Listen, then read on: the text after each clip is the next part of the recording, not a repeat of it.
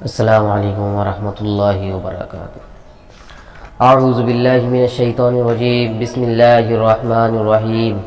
الحمد لله وكفى سلام على عباده الذين اصطفى أما بعد.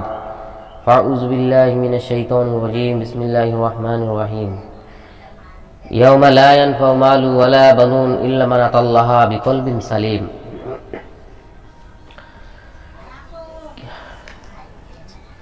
আমাদের কোরআনের একটি আয়াত তেলাওয়াত হয়েছে। কিয়ামতের দিন যা কাজে আসবে, কোরআন শরীফে যে আয়াত তিলাওয়াত করা হলো তাতে আল্লাহ তাআলা ইরশাদ করেন কিয়ামতের দিন ধনসম্পদও কোনো কাজে আসবে না এবং সন্তান সন্ততিও কোনো কাজে আসবে না, তবে ইল্লা মান আতাল্লাহা বিকলবিন সালিম, ওই ব্যক্তি কাজে আসবে যে ব্যক্তি আল্লাহ তাআলার নিকট পরিচ্ছন্ন অন্তর নিয়ে উপস্থিত হবে। একমাত্র এমন অন্তর, সেই অন্তরই কাজে আসবে। এই আয়াতে দুটি বস্তুকে নাচক করা হয়েছে, এক সম্পদ, দুই স্বজন। দুনিয়াতে সাধারণ মানুষ এ দুটি বস্তু দ্বারাই প্রতারিত হয়। মানুষ মনে করে টাকা থাকলে সব কিছুই হয়, এমনকি বাঘের চোখও কেনা যায়, অথচ ধারণাটি সম্পূর্ণ অমূলক। কারণ টাকা দিয়ে মানুষের কিছু স্বাদ মিটলেও সব স্বাদ কিন্তু মেটে না। একটু লক্ষ্য করুন, টাকা খরচ করে মানুষ উন্নত পোশাক তো কিনতে পারে, সৌন্দর্য কিনতে পারে না। টাকা ব্যয় করে নরম বিছানা ক্রয় করা যায়,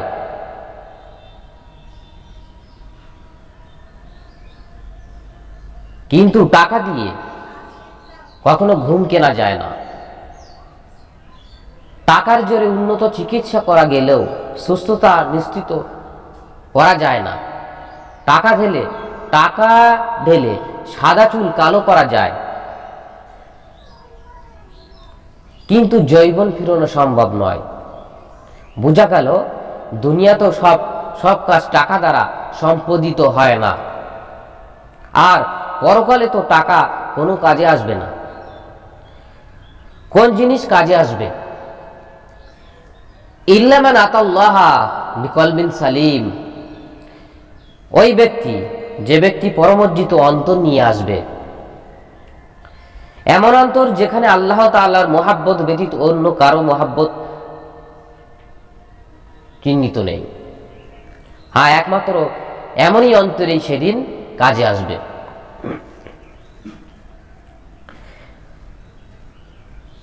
মনে রাখবেন, দুনিয়ার মহাব্বত দ্বারা হৃদয় অন্ধকার হয়ে যায়, আর আল্লাহর তাআলার প্রেম ও ভালোবাসা দ্বারা হৃদয় রাজ্য আলোকিত হয়ে যায়। মানুষ যখনই কোনো কবিরা গুনাহ করে ফেলে বা গুনাহ করে ফেলে, প্রতিটি গুনার পরিবর্তে তার অন্তরে একটি কালো দাগ পড়ে। যদি সে যথাযথ তওবা করে তাহলে দাগটি মুছে যায়, অন্যথায় গুনাহের দাগে দাগে একসময় অন্তর সম্পূর্ণরূপে কালো হয়ে যায়। অন্তর কালো হয়ে যায়, কালো মরিচিকা পড়ে যায়।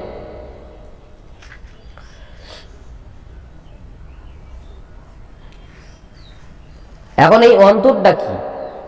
অন্তরটা মানুষের কোথায় থাকে, এই বিষয়ে আলোচনা অন্যদিকে রাখি।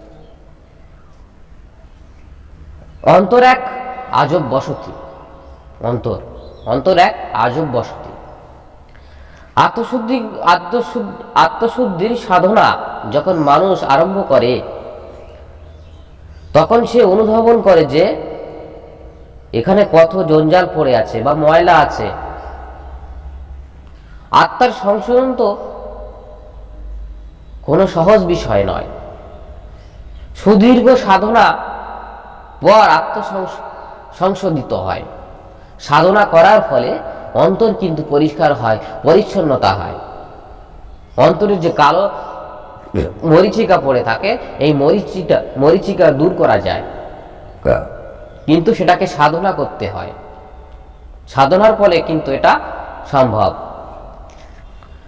পৃথিবীর এমন কোনো মাদ্রাসা হয়নি যে মাদ্রাসা পড়লেই কিন্তু অন্তঃসাধিত হয়, এটা কিন্তু ভ্রান্ত ধারণা। তাই কবি বলছে, দেখেছি আমি অনেক কিছুই, দেখেছি আমি অনেক কিছুই, দেখেছি ভাঙা গড়া, দিল হলো ভাই আজব নগর, ভাঙলে তো আর যায় না জোড়া। ভেঙে চুরে যায় নিমেষেই, যত্নে গড়া বসত, গড়তে যে হায় ঘাম ঝরে যায়, দিন কেটে যায় সতত। বসতি স্থাপন যেমন সহজ নয়, দীর্ঘ সাধনা পরে একটি শহর আবাদ হয়, মুকুদিত হয়। তদরূপ জীবন ক্ষয় হয়ে যায়, তারপর একটি আত্মা আবাদ হয়। আত্মা নষ্ট হতে সময় লাগে না, কিন্তু গড়তে কঠোর পরিশ্রম করা অসাধ্য সময়ের মাধ্যমে। এইভাবে উদাস ছিলাম কেন, যখন হয়তো আছে,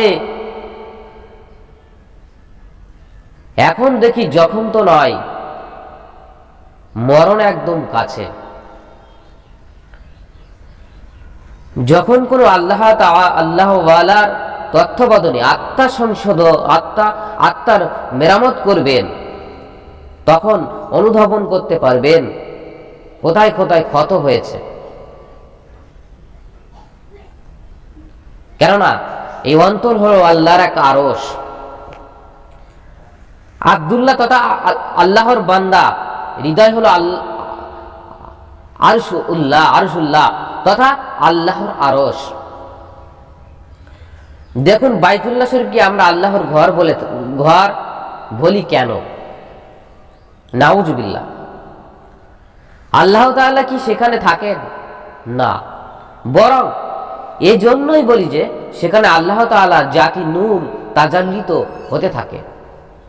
তদরূপ মুমিন যখন আল্লাহর হৃদয়ের পরিষ্কার পরিচ্ছন্নতা করে, তখন তার হৃদয় আরো আল্লাহ তাআলার জাতি নূরের তাজাল্লি হয়।